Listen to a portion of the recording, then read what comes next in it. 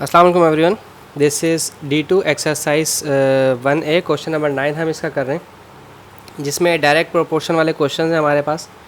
ठीक है, अच्छा इसमें एक टेबल दिया हुआ है, सिर्फ इतना लिखा है for each of the following y is directly proportional to x, यानी कि जो कंडीशन है इसके लिए भी y is directly proportional to x ये है, और इसके लिए भी यहाँ पर y is directly proportional to x, दोनों के लिए सेम कंडीशन इन्होंने दी हुई है।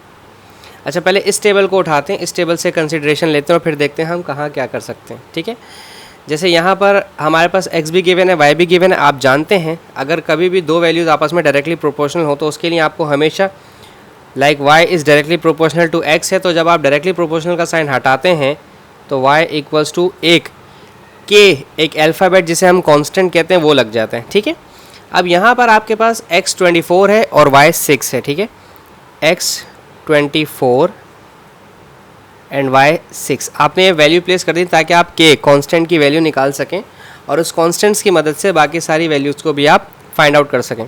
ठीक है, 24 मल्टीप्लाई कर रहा है, यहाँ आएगा तो डिवाइड करेगा लाइक दिस। ओके, 6 1 ज़ार 6 एंड 6 4 ज़ार 24, so k is 1/4।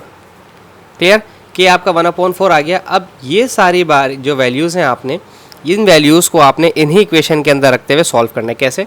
Like y equals to kx की जगह आप लिखेंगे अब 1/4 और x। ठीक है, क्योंकि हमने इक्वल्स टू का साइन हटा दिया, as we have replace equals to sign with directly proportional, वो हटा के इक्वल्स टू लगा दिया, तो k लगाना था, मैंने k की वैल्यू 1/4 थी वो लिख दी। ठीक है, पहली वाली वैल्यू है 4, x की जगह 4 रिप्लेस करना है तो x की जगह 4 रिप्लेस करते हैं, दिस इज़ 1/4 और x की जगह 4 रिप्लेस किया, 4 4 से कैंसिल हो गया तो y आ गया 1, तो हम y यहाँ पर लिखेंगे 1 लाइक दिस।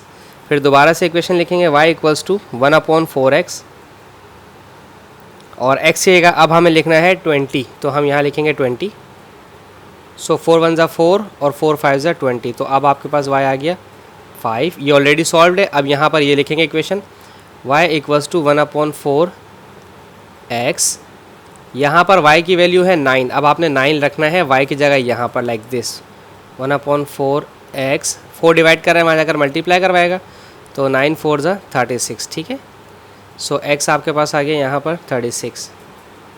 अब इस तरह से ये 11 वाला है, y इक्वल्स टू 1/4x और y की जगह है 11, तो आपने यहाँ पर रखना है 11 1/4x, 4 11 ज़ा 44, तो x इज इक्वल्स टू 44 हो जाएगा, 11 4 ज़ा 44, तो यहाँ पर आ गया 4। ठीक है, ये तो कंप्लीट हो गया टेबल। अब इस टेबल के लिए भी इन्होंने हमें यही वाली वैल्यू दी हुई है।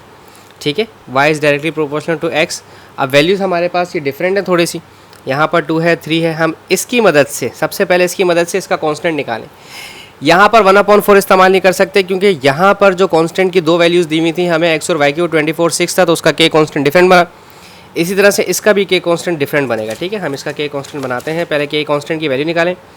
y like this, y is directly proportional to x, so y equals to kx, और जो दो वैल्यूज़ दी हुई है x की वैल्यू दी हुई है हमें, value of x is given 3 और value of y is given 3.6। ठीक है, ये 3 मल्टीप्लाई कर ऑल दो वहाँ जाके डिवाइड करवाएगा obviously k, so k equals to 3 1 ज़ा 3 0.32 ज़ा 6। ठीक है, की वैल्यू 1.2 आ गई। ठीक है, लाइक दिस। अब y is equals to kx है, तो यानी कि बार बार y is equals to k के बजाय अब हम लिखेंगे 1.2x। ठीक है, आप चाहें तो 1.2 को फ्रैक्शन में भी लिख सकते हैं, लाइक 12/10 होगा, और फिर 12/10 का फ्रैक्शन क्या बनता है, इस तरह से कर लेते हैं ना, 12/10x, तो 2 6 ज़ा 12 और 2 5 ज़ा 10, 6/5x। ठीक है, ये मैंने पॉइंट रिड्यूस कर दिया, इसका पॉइंट से हटा कर करना मुझे ज़रा अच्छा लगता है। अच्छा, अब x आपके पास दिया हुआ है 2। ठीक है, जब x आपके पास 2 हो तो y इक्वल्स टू 6/5 और यहाँ पर आ गया 2। ठीक है, 6 2 ज़ा 12, 12/5, तो 5 2 ज़ा 10, 0.52 ज़ा 10। ठीक है जी, 20, 5 4 ज़ा 20, सॉरी 2 बचेगा, 20 हो जाएगा, 5 4 ज़ा 20, तो y आपका आ गया 2.4। ठीक है, ये भी हम इसको टेबल में ले जाकर वहाँ लिखेंगे। सही है।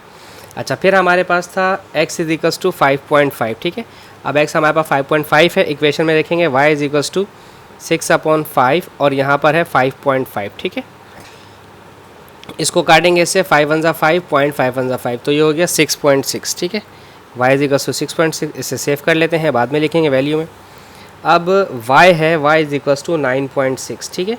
जब y इज इक्वल्स टू 9.6 होगा तो y is equals to value थी मेरे पास y is equals to y is equals to 6/5x, ठीक है। ये थी। अब y की वैल्यू रिप्लेस करनी है 9.6 से। 9.6 का मतलब होता है 96/10, सही है। हमने रिड्यूस कर दिया इसको, पॉइंट रिड्यूस कर दिया, तो 5 1 5, 5 2 10, 2 1 2, 2 4 8 और 2 8 16, 48/6, 48, ये 6 मल्टीप्लाई कर रहा है, यहाँ आ जाएगा, डिवाइड करेगा, 6 1 6, 6 8 48, तो यहाँ पर आ गया x8, ठीक है। इसे सेव कर लेते हैं, x8 आ गया हमारे पास। फिर हमारे पास है y equals to 11.4, y equals to 11.4। अब ये रखना है, इक्वेशन बनाई थी मैंने y इज इक्वल्स टू 6/5 और x, ठीक है। अब y की जगह रखना है 11.4, 11.4 की जगह मैं बल्कि रखूँगा 114 और अपॉन में 10, क्योंकि पॉइंट रिड्यूस किया, पॉइंट के बाद एक डिजिट है तो डिनोमिनेटर में 10 आएगा, 6/5x। 5 1 5, 5 2 10, 2 1 2, 2 5 10, 1 कैरी इधर आ गया 14, 2 7 14, 57/6। ये पॉइंट में आंसर आएगा भाई डिवाइड करने पर। सो मैं इसको डिवाइड कराता हूँ, 6 9 54 होता है, बाकी बचा 54 के बाद आपके पास बचा 3 और 30, 6 5 30, तो x आ गया 9.5, ठीक है जी। हम ये वैल्यूज़ यहाँ पर प्लेस कर देते हैं।